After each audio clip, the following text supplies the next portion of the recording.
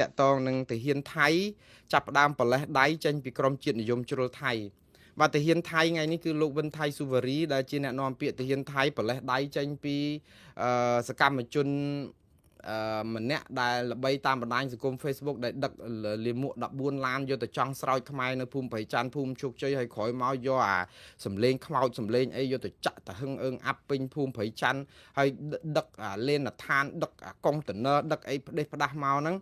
ឥឡូវដល់ពេលប្រជាពលរដ្ឋថៃតវ៉ាថាចង្រៃដល់ថៃគ្រប់គ្នាតើឥឡូវគេស៊ើបអង្កេតហិរញ្ញវត្ថុគាត់រឿងប្រើប្រាស់កលេកុបតែកទុំរុយក្រសួងកសិកម្មផ្ដេសផ្ដាស់អីតាចំណេញឥឡូវហ្នឹងរឿងហ្នឹងវាពុលទៅបុគ្គលនេះចាប់ផ្ដើមវិលមុខខ្លួនឯងទាហានថៃចាប់ផ្ដើមប្រលេះដៃដែរឃើញទេគឺអាហ្នឹងចឹងបានថាស្លឹកចេកតែគេប្រើអស់ចិត្តគេក៏វត្តចោលដែរឥឡូវគេដោះហ្នឹងគេថាទាហានថៃអត់ដែលបានអនុញ្ញាតឲ្យ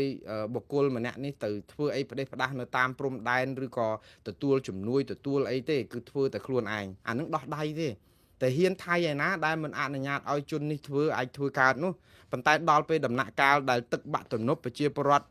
ថៃចាត់ទុកថាចង្រៃដល់ថៃចាប់ផ្ដើមដោះដៃគ្រប់គ្នាលែង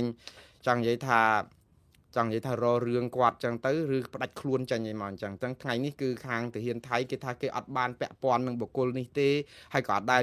ទទួលជំនួយអីដែរបើគាត់ធ្វើដោយស្ម័គ្រចិត្តរឿងគាត់អត់តាក់ទងនឹងយោធាថៃទេស្អាតដែរឃើញអ្នកនយោបាយអញ្ចឹងហ៎បងប្អូនពេលមកនឹងសម្របសម្រួលឲ្យចូលផងបើមិនតាហ៊ាននឹងមិនបើកច្រកឲ្យចូលណាចូលបានមកដាក់លេនឋានមកដាក់ធុងបាសតម្លង់អីហ្នឹងឲ្យចុងក្រោយមកហាក់កាផែលធ្វើមើលគេជឿយោធាថៃនឹងឯងខុបខិតគ្នាជាមួយជនផ្ដេសផ្ដាស់នឹងចង្រៃធ្វើឲ្យបាក់មុខបាក់មាត់ថៃខ្លួនឯងប៉ុន្តែបង្ហាញពីចរិតអន់របស់ខ្លួនតាបាទឥឡូវនេះគឺ